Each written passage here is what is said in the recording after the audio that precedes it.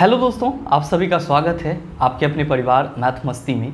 मैं हूं आलोक सिंह आतिश और आज के इस वीडियो सेशन में हम लोग बात करने वाले हैं रेलवे न्यूमेरिकल स्पेशल क्लास के दूसरे पार्ट की। जी हां दोस्तों, इससे पीछे के सेशन में हम लोगों ने रेलवे न्यूमेरिकल स्पेशल क्लास का पहला पार्ट देखा था, जहां पे फिजिक्स और केमिस्ट्री दोनों से ही मिक्स न्यूमेरिकल क्वेश्चन को देखा था और वहां पे हम लोगों ने 1 से लेकर के 10 तक के क्वेश्चन को देखा था। आज के इस वीडियो सेशन में हम लोग क्वेश्चन 11 से 20 की बात करेंगे और आज के इस सेशन में भी हम लोग फिजिक्स और केमिस्ट्री दोनों के ही न्यूमेरिकल क्वेश्चन को देखेंगे। तो आइए शुरू करते हैं अपने आज की इस सेशन की और चलते हैं पहले क्वेश्चन की तरफ। आपका जो पहला क्वेश्चन है आज के इस सेशन का, क्वेश्चन नंबर 11, ध्यान दीजिएगा। क्वेश्चन 1 से 10 मैंने आपको रेलवे न्यूमेरिकल स्पेशल क्लास के पहले पार्ट में बताया हुआ है और वो वीडियो आपका प्लेलिस्ट में अवेलेबल है, आप वहाँ से जा कर के देख सकते हैं। आज का जो क्वेश्चन है आपसे क्या कह रहा है कि प्रिज्म का कोण 60 डिग्री है, प्रिज्म के पदार्थ का अपवर्तनांक √2 है, एक किरण 45 डिग्री के कोण पर आपतित होती है, 45 डिग्री के कोण पर आपतित होती है, निर्गत किरण द्वारा बना गया कोण है, आपका ऑप्शन है 30 डिग्री, 60 डिग्री, 45 डिग्री और 0 डिग्री। इसको आपको बनाना है। आप कहेंगे कि सर यहाँ पे क्वेश्चन में क्या कहा जा रहा है कि प्रिज्म का कोण 60 डिग्री है। इसका मतलब ये हुआ कि मान लीजिए अगर मेरा ये क्या है सर, प्रिज्म है, ये आपका क्या है, प्रिज्म है, ए बी और सी, तो यहाँ पे प्रिज्म का कोण कौन सा होगा? तो आप कहेंगे सर ये एंगल ए जो है ये क्या होगा, प्रिज्म का कोण होगा। क्यों? क्योंकि हम लोग को पता है कि प्रिज्म के अपवर्तक सतह जहाँ पर मिलते हैं तो वहाँ पे जो एंगल बनता है उसी को हम लोग क्या कहते हैं, प्रिज्म का कोण कहते हैं। ध्यान में रखिएगा, इसको आप लोग गलती से परावर्तक सतह बोल देते हैं। अपवर्तक सतह, प्रिज्म में अपवर्तन की घटना होती है तो इसको हम लोग क्या बोलेंगे, अपवर्तक सतह बोलेंगे या इंग्लिश में रिफ्रैक्टेड सरफेस बोलेंगे। तो देखिए क्वेश्चन में प्रिज्म का कोण कितना दिया हुआ है, तो आप कहेंगे सर 60 डिग्री। अब क्या रहा है कि प्रिज्म के पदार्थ का अपवर्तनांक √2 है, मतलब कि आपका जो ये प्रिज्म जिस चीज़ से बना हुआ है उसका जो अपवर्तनांक है वो कितना है सर, √2 है। तो सीधे सीधे आप कह सकते हैं यहाँ पे क्या कि प्रिज्म का अपवर्तनांक कितना है सर, √2 है। कितना है, √2। फिर कहा जा रहा है आपसे कि कोई किरण है जो 45 डिग्री के कोण पर आपतित होती है। तो जो किरण किसी सतह पर आपतित होती है उसको हम लोग क्या कहते हैं, आपतित किरण कहते हैं। इसका मतलब ये हुआ कि ये जो प्रिज्म है इस पे 45 डिग्री का एंगल बना करके क्या हो रही है सर, कोई किरण आपतित हो रही है। तो जाहिर सी बात है सर ये अपवर्तित भी होगी। इसका मतलब ये हुआ कि ये ऐसे जाएगा और सर ये क्या होगा, यहाँ से इस तरह से आएगा। अब हम लोग इसको क्या कहते हैं सर, अपवर्तित किरण, या फिर इसको हम लोग क्या कहते हैं, निर्गत किरण कहते हैं।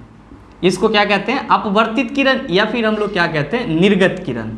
और आपसे क्या क्वेश्चन पूछ रहा है कि निर्गत किरण द्वारा बनाया गया कोण है। तो देखिए यहाँ पे ई किरण इस पर आपतित हो रहा है, तो आप कह रहे हैं अपवर्तक सतह और आपतित किरण दोनों के बीच में जो कोण बन रहा है उसी की चर्चा हो रही है।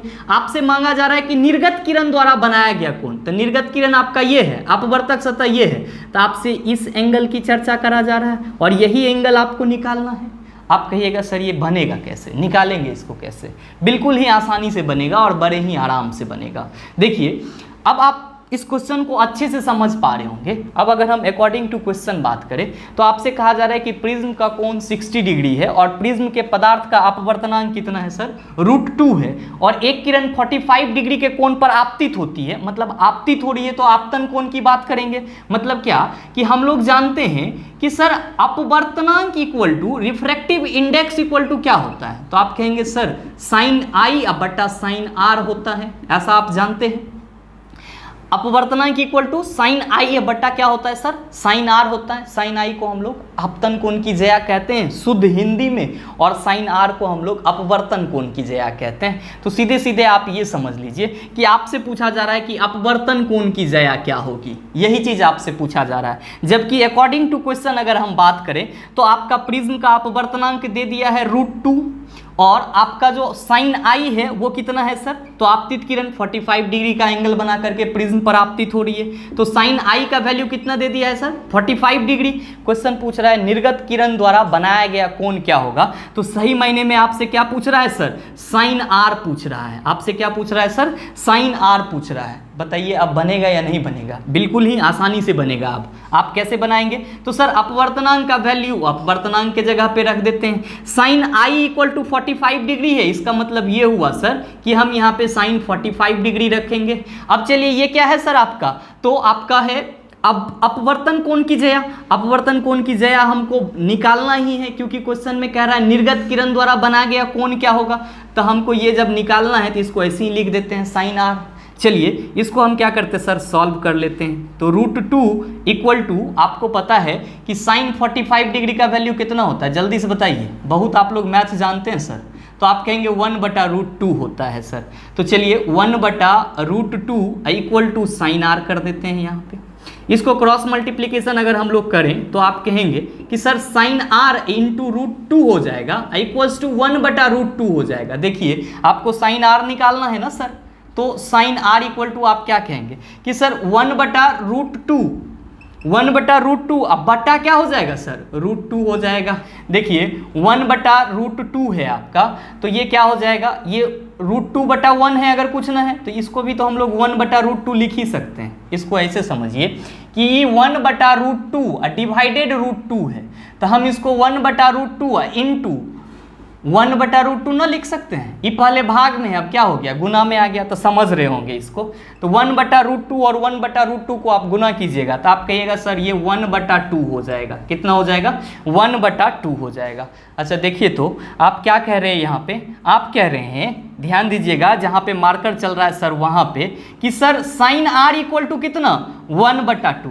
अरे भैया ये बताइए साइन के किस एंगल का मान होता है 1/2, तो आप कहिएगा सर साइन 30 डिग्री का वैल्यू कितना होता है 1/2 होता है। तो अगर हम साइन आर इक्वल टू 1/2 के जगह 30 डिग्री लिख दे तो आपको कोई दिक्कत, बिल्कुल भी दिक्कत नहीं होगा। तो ये जो 30 डिग्री आप निकाले हैं वो क्या निकाले हैं सर, तो निर्गत किरण द्वारा बना गया कोण निकाले हैं, मतलब ये जो कोण है वो कितना डिग्री का है सर, 30 डिग्री का है। तो आपके इस क्वेश्चन का सही आंसर क्या होगा, तो आप कहेंगे सर ऑप्शन नंबर ए हो जाएगा। क्या हो जाएगा सर, आपकी इस क्वेश्चन का सही आंसर ऑप्शन नंबर ए हो जाएगा। ध्यान में रखिएगा कि अब अगर आपको इस टाइप का कोई भी सवाल आपके एग्जाम में पूछा जाएगा तो मेरे समझ से आप उसको आसानी से सॉल्व कर लेंगे। मैंने इतना सिर्फ आपको समझाने के लिए बताया, जबकि मेन तो आपका यही है। मैं सिर्फ आपको ये भी समझा सकता था कि सर अपवर्तनांक इक्वल टू होता है साइन आई बटा साइन आर, लेकिन आप लोग कंफ्यूज कर जाते हैं कि प्रिज्म का कोण यहाँ पे 60 डिग्री दिया हुआ है, तो इसका तो आप यूज कर भी नहीं किए। अच्छा ध्यान में रखिएगा, प्रिज्म का कोण तो आप समझ गए, आपसे कभी कभी एंगल ऑफ डेविएशन भी पूछ देता है, मतलब क्या विचलन कोण भी पूछ देता है आपसे आपके एग्जाम में। तो आप क्या कहेंगे कि देखिए कि आपतित किरण जो है ये आपका लग रहा है ना सर, इस पे ऐसे जा रहा है, इसको हम थोड़ा सा और बढ़ा देते हैं इधर, और ये आपका अपवर्तित किरण है, इसको हम बढ़ा देते हैं इधर। तो सर यहाँ पे जो एंगल बन रहा है ना, इसी एंगल को हम लोग क्या कहते हैं, इसी एंगल को हम लोग विचलन कोण कहते हैं, एंगल ऑफ डेविएशन कहते हैं। इस चीज़ को भी आप ध्यान में रखिएगा कि विचलन कोण कहाँ पे होता है, तो सर यहाँ पे होता है। उम्मीद करते हैं आप इस चीज़ को समझ पाए होंगे। चलते हैं अगले क्वेश्चन की तरफ। आपका जो अगला सवाल है क्वेश्चन नंबर 12, आपसे क्या पूछा है, आपसे पूछा है कि सूत्र m इक्वल टू HI/HO में m, HI और HO क्या दर्शाते हैं। ध्यान से देखिएगा एक बार फिर से क्वेश्चन को। क्वेश्चन आपसे पूछा है कि फॉर्मूला जो है आपका m इक्वल टू HI/HO में m, HI और HO क्या दर्शाता है। अब आप कहिएगा कि सर इतना सारा ऑप्शन पढ़ेंगे तो टाइम भी निकल जाएगा, इससे बढ़िया इस फॉर्मूला को ही समझ लेते हैं। यहाँ पे जो आपका m इक्वल टू HI/HO दिया हुआ है, तो इस m का मतलब क्या होता है सर, आवर्धन होता है। इस m का मतलब क्या होता है, आवर्धन, और इसी को हम लोग अंग्रेजी में क्या लिखते हैं सर, मैग्निफिकेशन लिखते हैं। क्या लिखते हैं, मैग्निफिकेशन लिखते हैं। और हम लोग पढ़ते हैं फॉर्मूला, आवर्धन इक्वल टू क्या होता है सर, HI/HO, जहाँ पे ये HI जो है ये क्या है आपका, तो सर प्रतिबिंब की ऊंचाई है। क्या है, प्रतिबिंब की ऊंचाई। और आपका जो ये HO है सर ये क्या है, तो HO जो है आपका वो वस्तु की ऊंचाई है। आप लोग पढ़ते होंगे आवर्धन इक्वल टू क्या होता है, तो सर आवर्धन इक्वल टू होता है प्रतिबिंब की ऊंचाई अब बटा वस्तु की ऊंचाई, इसी को हम लोग क्या कहते हैं, आवर्धन। तो यहाँ पे जो आपका फॉर्मूला है m equal to H I बटा एच ओ, तो एक्चुअली में ये आवर्धन का फॉर्मूला है। और आपको पता है कि m इक्वल टू क्या होगा, आवर्धन होगा, एच आई इक्वल टू क्या होगा, प्रतिबिंब की ऊंचाई होगा, एच ओ इक्वल टू क्या हो जाएगा, वस्तु की ऊंचाई हो जाएगा। तब आपके ऑप्शन में अब देख लीजिए कि आपका ये तीनों बात कहाँ पे लिखा हुआ है। पहला ऑप्शन में m द्रव्यमान एच आई प्रतिबिंब, m पहले ही द्रव्यमान है तो ये ऑप्शन तो ना होगा। इसमें दिया है m आवर्धन एच आई वस्तु की ऊंचाई, जबकि एच आई तो प्रतिबिंब की ऊंचाई होती है, ये भी ना होगा। आपका तीसरा ऑप्शन है m आवर्धन एच आई प्रतिबिंब की ऊंचाई और एच ओ वस्तु की ऊंचाई, मतलब कि आपके इस क्वेश्चन का सही आंसर क्या है सर, ऑप्शन नंबर सी है। अब देखिए चौथा ऑप्शन देखिएगा तो यहाँ भी m द्रव्यमान की बात कर दिया है, ये भी गलत हो जाएगा। तो आपकी इस क्वेश्चन का सही आंसर क्या हो गया सर, ऑप्शन नंबर सी हो गया। आपको यही आवर्धन का फॉर्मूला कहीं कहीं पे m इक्वल टू माइनस भी बाई यू भी लिखा हुआ मिलता है। तब आप कहेंगे कि सर यहाँ पे m का तो मतलब समझ गए कि मैग्निफिकेशन होगा, अभी v और u क्या होगा, तो ध्यान में रखेंगे कि सर v जो है वो क्या है सर, तो प्रतिबिंब की दूरी है, v जो है वो क्या है, प्रतिबिंब की दूरी है। और फिर आपका जो u है वो क्या है सर, तो u है वस्तु की दूरी, क्या है, वस्तु की दूरी। तो आप इस चीज़ को भी ध्यान में रखिएगा। आप में से बहुत सारे कहेंगे कि सर यहाँ पे इस माइनस का मतलब क्या हुआ, इस माइनस का मतलब ये हुआ कि जो प्रतिबिंब है सर वो क्या बन रहा है, उल्टा बन रहा है। प्रतिबिंब कैसा हो रहा है सर, उल्टा बन रहा है। तो उल्टा बन रहा है इसका मतलब ये हुआ सर कि प्रतिबिंब आपका क्या है सर, वास्तविक है। प्रतिबिंब आपका कैसा है, तो वास्तविक है। तो जब भी आपके आवर्धन में माइनस भी बाई यू है, या आप ऐसे समझिएगा कि अगर आवर्धन ऋणात्मक है तो वहां पे कौन सा प्रतिबिंब बन रहा है, वास्तविक प्रतिबिंब बन रहा है, क्योंकि आवर्धन ऋणात्मक होने का मतलब क्या हुआ कि प्रतिबिंब उल्टा बन रहा है। अच्छा ध्यान में रखिएगा कि काल्पनिक प्रतिबिंब जो होता है वो क्या होता है सर, तो वो सीधा बनता है। तो अगर आपका आवर्धन जो है, मैग्निफिकेशन जो है क्या होगा, पॉजिटिव होगा, तो आप क्या कहेंगे कि सर यहाँ पे जो प्रतिबिंब बन रही है वो कैसा बन रहा है सर, काल्पनिक प्रतिबिंब बन रहा है। कैसा बन रहा है, काल्पनिक प्रतिबिंब बन रहा है। तो आप इस चीज़ को भी ध्यान में रखेंगे, एग्जाम दृष्टिकोण से ये भी आपका क्या है सर, महत्वपूर्ण है। उम्मीद करते हैं आप इस चीज़ को समझ पाए होंगे। चलते हैं अगले क्वेश्चन की तरफ। आपका जो अगला सवाल है, क्वेश्चन नंबर 13, क्या पूछा है आपसे, मैंने कई बार आपको इस टाइप का सवाल बताया है और मेरे ख्याल से आप इसका जवाब जानते होंगे। देखिए क्वेश्चन पूछा है आपसे कि एक ध्वनि स्रोत 400 हर्ट्ज आवृत्ति और 2.5 मीटर तरंग दैर्ध्य की तरंग भेजता है। कोई ध्वनि स्रोत है जिससे जो तरंग निकल रही है, मतलब तरंग भेजा जा रहा है, उस तरंग की जो आवृत्ति है सर, उस तरंग की जो आवृत्ति है n, वो कितना है सर, तो 400 हर्ट्ज है, क्वेश्चन में दिया हुआ है। और आपसे क्या बोला जा रहा है फिर कि 2.5 मीटर तरंग दैर्ध्य की तरंग को भेजता, मतलब यहाँ पे 2.5 मीटर की तरंग दैर्ध्य, आपको तरंग दैर्ध्य भी दे दिया है सर, आपको तरंग दैर्ध्य भी दे दिया है, मतलब लेमडा आपको दे दिया है कितना, 2.5 मीटर। और आपसे क्या पूछ रहा है कि ध्वनि तरंग की चाल क्या होगी, मतलब आपसे पूछ रहा है कि ध्वनि तरंग की वेग क्या होगी। तो आप यहाँ पे ये भी लिख सकते हैं, ध्वनि का वेग या तरंग का वेग भी आपसे पूछा जा रहा है, v इक्वल टू व्हाट। मैंने आपको कई बार बताया है न्यूमेरिकल सेशन में कि जब भी आप न्यूमेरिकल क्वेश्चन को करें तो आप क्या करें सर, पहले क्वेश्चन को पढ़ें और जो डाटा दिया हुआ है उसको पहले लिखने का प्रयास करें, फिर आपको बड़े ही आराम से वो क्वेश्चन आपका सॉल्व हो जाएगा। अब देखिए कि आपको पता है कि सर ध्वनि का वेग v इक्वल टू हम लोग क्या फार्मूला पढ़ते हैं, तो सर n इंटू लेमडा पढ़ते हैं। आपसे यही ना पूछा जा रहा है कि ध्वनि का वेग क्या होगा, तो देखिए v इक्वल टू हम क्या लिख सकते हैं सर, आवृत्ति कितना है, 400 हर्ट्ज है, लेमडा कितना है सर, तो 2.5 मीटर है सर। इसको सॉल्व कर लें तो यहाँ से हम 2.5 है तो पॉइंट हटाइए, नीचे 10 आ जाएगा, ये जीरो कैंसिल हो गया। 25 चौका कितना होता है सर, 100 होता है। यहाँ पे एक और जीरो है, ई जीरो को आप यहाँ पे रख दीजिए। आप कहिएगा सर ध्वनि का जो वेग होगा वो कितना होगा, 1000 मीटर पर सेकेंड होगा। तो आपके इस क्वेश्चन का सही आंसर क्या होगा, ऑप्शन नंबर ए हो जाएगा। क्या हो जाएगा सर, ऑप्शन नंबर ए हो जाएगा। ध्यान दीजिएगा कि आप यहाँ पे जो कह रहे हैं कि सर ध्वनि का वेग इक्वल टू, हम कह रहे हैं कि आवृत्ति गुना तरंग दैर्घ्य होता है, तो कभी कभी आपसे तरंग दैर्घ्य पूछ देता है, तो उसके लिए क्या फॉर्मूला हो जाएगा, तो आप कहिएगा सर लेमडा इक्वल टू क्या हो जाएगा, v/n हो जाएगा। अगर कभी आवृत्ति पूछ देता क्या कहिएगा, n इक्वल टू क्या हो जाएगा सर, v/λ हो जाएगा। तो आप इस चीज को ध्यान में रखिएगा, बाकी सारे क्वेश्चन आपसे आसानी से बनते रहेंगे और बनता है और आगे भी बनता रहेगा। चलते हैं अगले क्वेश्चन की तरफ। आपका जो अगला सवाल है क्वेश्चन नंबर 14 और क्वेश्चन नंबर 15 दोनों को लिख लिए। देखिए क्वेश्चन 14 आपसे क्या कह रहा है कि 4 ओम प्रतिरोध की 4 कुंडलियां श्रेणी क्रम में जुड़ी हुई है, उसका समतुल्य प्रतिरोध होगा। बताइए, इससे आसान सवाल आपको कहीं पे मिलेगा? आप लोग प्रतिरोध को श्रेणी क्रम में और समांतर क्रम में जरूर जोड़े होंगे। तो हम लोग क्या कहते हैं कि जब सर प्रतिरोध श्रेणी क्रम में जुड़ता है तो हम लोग RS इक्वल टू कहते हैं R1 plus R2 plus R3 so on. जहाँ जैगो प्रतिरोध है, अगर श्रेणी क्रम में हमको जोड़ना है तो समतुल्य प्रतिरोध इस टाइप से निकालते हैं, इस फॉर्मूला से निकालते हैं। और जब हम लोग कहते हैं कि सर समांतर क्रम में प्रतिरोध को जोड़ रहे हैं तो 1/RP इक्वल टू आप क्या कहते हैं sir, 1/R1 plus 1/R2 plus 1/R3। ये फार्मूला आप सबों को आता होगा। अगर ये फार्मूला ना याद है तो लिख लीजिए, याद है तो और बढ़िया। इसको आप क्या कहेंगे सर, श्रेणी क्रम में, और इसको आप क्या कहेंगे सर, समांतर क्रम में। तो ये दोनों फार्मूला को आप याद रखिएगा। ऐसे भी न्यूमेरिकल क्वेश्चन को बनाते हैं तो फार्मूला आपके माइंड में होना चाहिए। क्वेश्चन पूछा है 4 ओम प्रतिरोध की 4 कुंडली श्रेणी क्रम में जुड़ी हुई है, तो भाई बात 4 ओम की 4 कुंडली श्रेणी क्रम में जुड़ा हुआ है, तो RS इक्वल टू क्या हो जाएगा, चारों प्रतिरोध जो है वो कितना का है सर, 4-4 ओम का है। तो आप कहिएगा सर 4 प्लस 4 प्लस 4 प्लस 4, 4 को हमको 4 बार जोड़ देना है तो कितना हो जाएगा, 4 4 8 4 12 4 16। तो आपकी इस क्वेश्चन का सही आंसर क्या हो जाएगा, आप कहिएगा सर 16 ओम। क्या हो जाएगा, 16 ओम। तो आपकी इस क्वेश्चन का सही आंसर ऑप्शन नंबर ए हो जाएगा। उम्मीद करते हैं आप इस चीज़ को समझ पाए होंगे।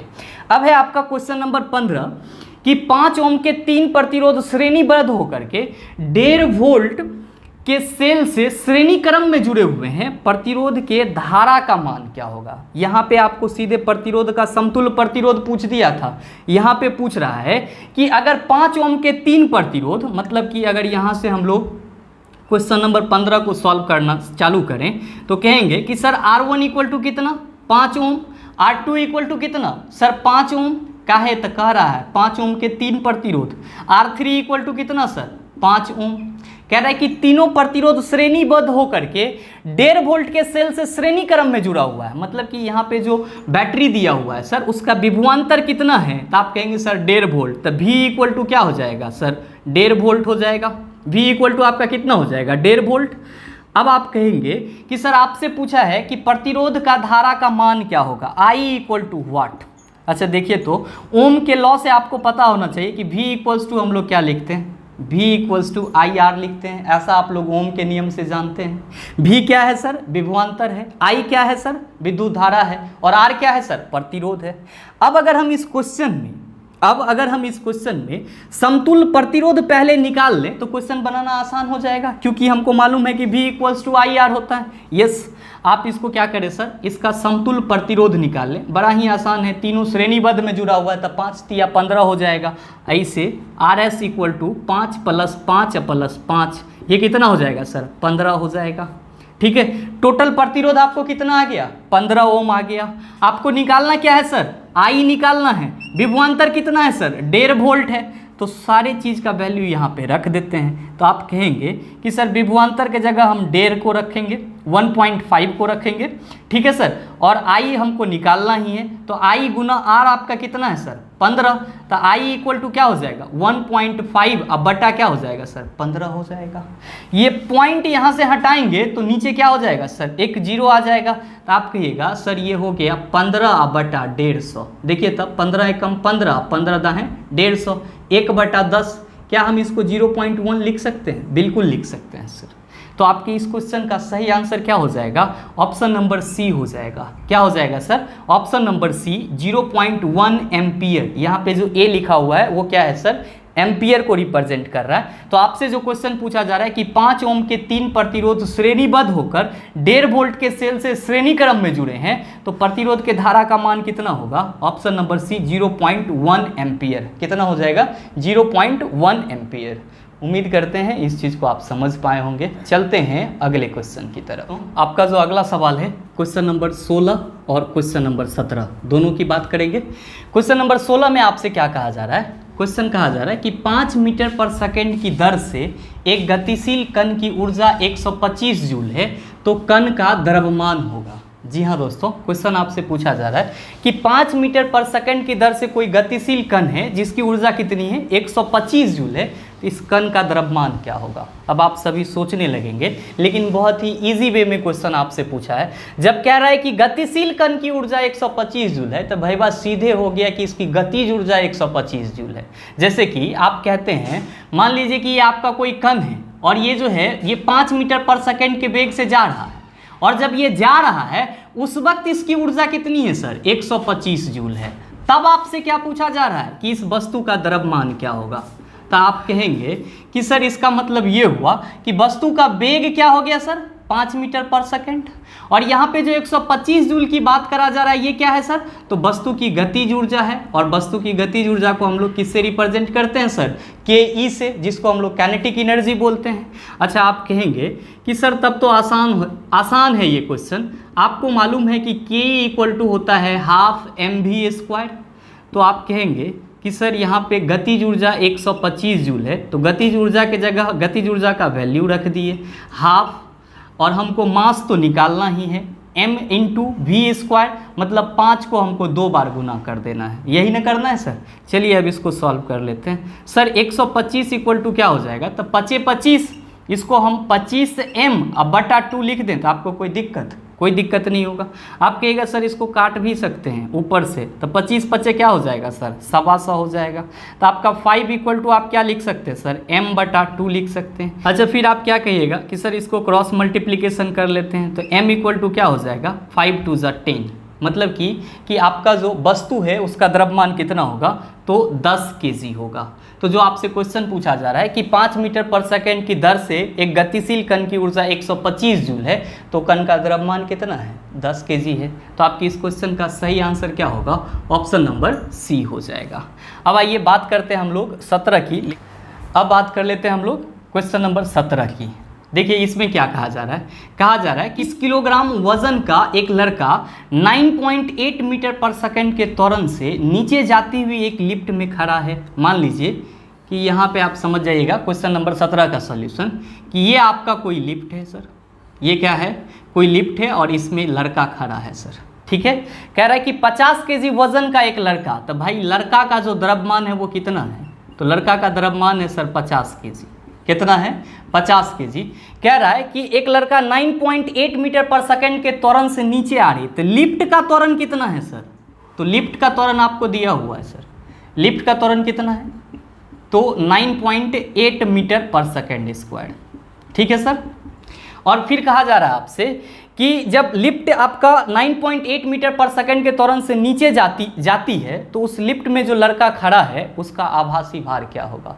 तो मेरे मित्र आप सभी जानते हैं कि जब लिफ्ट आपका ए त्वरण से ऊपर जाता है तो उसमें जो स्थित व्यक्ति होते हैं उसके आभासी भार में वृद्धि होती है, और हम लोग कहते हैं कि वो वृद्धि जो होती है सर वो W = mg + ma के रूप में होती है। mg + ma के रूप में होती है। इसी को हम लोग ऐसे लिखते हैं W = m × g + a। का है तो m हम क्या करते हैं सर? कॉमन ले लेते हैं। इसका मतलब क्या हुआ सर कि ये सिचुएशन आपका कब लागू होगा? जब आपका लिफ्ट ए त्वरण से ऊपर जाएगा, तब हम लोग कहते हैं कि आभासी भार में क्या होती है? वृद्धि होती है। लेकिन भैया क्वेश्चन में कह रहा है कि लिफ्ट ए त्वरण से नीचे आती है, तो जब लिफ्ट ए त्वरण से नीचे आएगी तो उसके आभासी भार में क्या होगा सर? कमी होगा। और ये आप आभासी भार कैसे कमी कहेंगे? तो W = सर mg - ma होता है। कब? जब लिफ्ट आपका ए त्वरण से नीचे आता है। तो सर हम इसको W = m अगर कॉमन ले लें तो g - a भी लिख सकते हैं। ऑब्वियसली लिख सकते हैं। अच्छा सर, ऐसा सिचुएशन कब आता है? जब आपका लिफ्ट ए त्वरण से नीचे आ रहा है। तो यहाँ पे जो लिफ्ट है सर वो क्या हो रहा है सर? नीचे आ रहा है। लिफ्ट क्या हो रहा है? नीचे आ रहा है। और यहाँ पे m जो है वो क्या है सर? व्यक्ति का द्रव्यमान। g जो है सर वो क्या है? गुरुत्वीय त्वरण। और a जो है वो क्या है सर? लिफ्ट का त्वरण। तो देखिए कि आपके लिफ्ट में व्यक्ति का द्रव्यमान कितना दिया हुआ है? m कितना दिया हुआ है? तो आप कहेंगे सर 50 kg। लिफ्ट का त्वरण कितना दिया हुआ है सर? तो आप कहेंगे 9.8 मीटर पर सेकेंड स्क्वायर।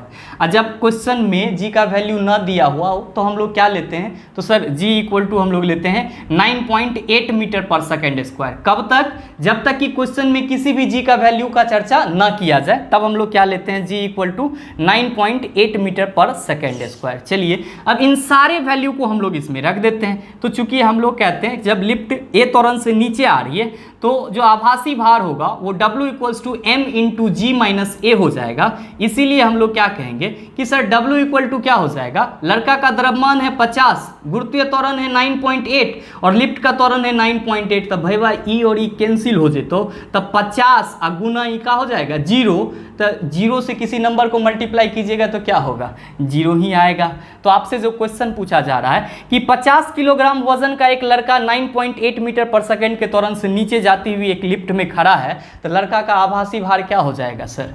0 हो जाएगा। लड़का का आभासी भार क्या हो जाएगा सर? 0 हो जाएगा। और आपकी इस क्वेश्चन का सही आंसर ऑप्शन नंबर डी हो जाएगा। उम्मीद करते हैं आप इस चीज़ को समझ पाए होंगे। चलते हैं अगले क्वेश्चन की तरफ। तो आपका जो अगला क्वेश्चन है 18 और 19 क्या है? पहले 18 को देखते हैं। क्वेश्चन नंबर 18 कह रहा है कि 0.6 मोल हाइड्रोजन परमाणु का द्रव्यमान कितना होगा? अब आप लोग लगेंगे छटपटाने, जबकि बहुत ही इजी वे में बनेगा। आप कहिएगा कैसे? तो भैया आपको पता है कि एक मोल कोई भी जो परमाणु होता है उसका द्रव्यमान कितना होता है? तो आप कहेंगे सर जितना उसका परमाणु द्रव्यमान होता है उतना ही होता है। तो आपसे पूछा है कि 0.6 मोल हाइड्रोजन का परमाणु द्रव्यमान कितना है? तो भैया 1 मोल हाइड्रोजन का द्रव्यमान कितना होता है? तो आप कहिएगा सर हाइड्रोजन का परमाणु द्रव्यमान होता है 1। ये है 1, कहीं कहीं पे आपको 1.08 लिखा हुआ रहता है, तो घबराना नहीं है आपको। बस इतना याद रखिएगा कि हाइड्रोजन के एक परमाणु का द्रव्यमान कितना होता है सर? 1 ग्राम होता है। और हाइड्रोजन के 1 मोल का कितना द्रव्यमान होगा? तो सर 1 ही ग्राम होगा। अगर यहाँ पे रहता कि ऑक्सीजन के 1 मोल का कितना परमाणु द्रव्यमान होगा, तो ऑक्सीजन के 1 परमाणु का द्रव्यमान कितना है सर? 16 ग्राम। तो 1 मोल परमाणु का द्रव्यमान कितना हो जाता सर? 16 ग्राम हो जाता। अब क्लोरीन पूछ दे, एल्युमिनियम पूछ दे, सिलिकॉन पूछ दे, कुछ पूछ दे, अगर आपको 1 मोल परमाणु का द्रव्यमान किसी भी चीज का पूछा जाएगा तो उस परमाणु का जितना द्रव्यमान होगा वही उसके 1 मोल परमाणु का भी द्रव्यमान होगा। बस इतना सा बात आपको याद रखना है। आपसे क्वेश्चन पूछा जा रहा है कि 0.6 मोल हाइड्रोजन परमाणु का द्रव्यमान कितना होगा? तो आप कह रहे हैं सर 1 मोल हाइड्रोजन परमाणु का द्रव्यमान है 1 सर, 0.6 है। जब आपको 1 पता है तो 0.6 गुना 1 ना हो जाएगा? 0.6 मोल हाइड्रोजन परमाणु का द्रव्यमान कितना होगा? आप कहिएगा सर 0.6 ग्राम हो जाएगा। अरे भैया 1 मोल हाइड्रोजन परमाणु का द्रव्यमान 1 है, आपसे पूछ रहा है 0.6, तो 1 मोल का 0.6 दोनों को गुना कर देंगे तो क्या हो जाएगा? 0.6 ही होगा। तो आपके इस क्वेश्चन का सही आंसर ऑप्शन नंबर डी हो जाएगा। क्या हो जाएगा सर? Option number D. तो इस चीज को आप ध्यान में रखेंगे। अगला क्वेश्चन है आपका 19 नंबर। क्या पूछा है कि किसी तत्व के परमाणु की दूसरी कक्षा में इलेक्ट्रॉन की अधिकतम संख्या है।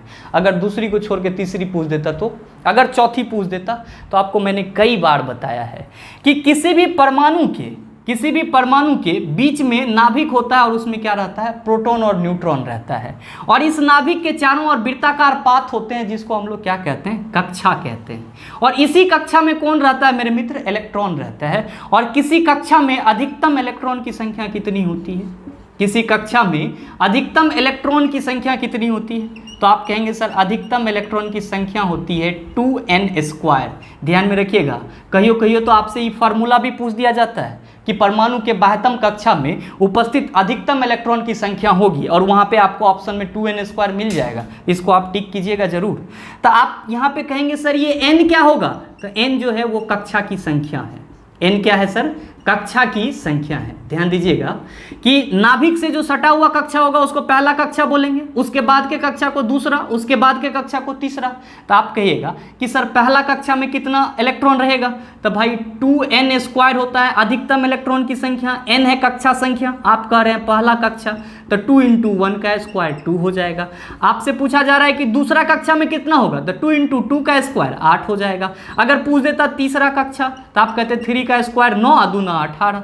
पूछ देता चौथा कक्षा में तो 4 का स्क्वायर 4 × 4 = 16 × 2 = 32। अब पूछ देता पाँचवा कक्षा तब तो 5 × 25 = 50। भाई इतना दूर नहीं जाना है। आपसे क्वेश्चन पूछा है कि किसी तत्व के परमाणु की दूसरी कक्षा में इलेक्ट्रॉन की अधिकतम संख्या क्या होगी, तो आप क्या कहेंगे सर 8 होगी। क्या कहेंगे सर 8 होगी। अब आपसे दूसरी पूछे, तीसरी पूछे, कुछ पूछेगा, आम इमली सबका आप जवाब दे दीजिएगा। उम्मीद करते हैं कि आप इस चीज़ को समझ पाए होंगे। चलते हैं अगले क्वेश्चन की तरफ।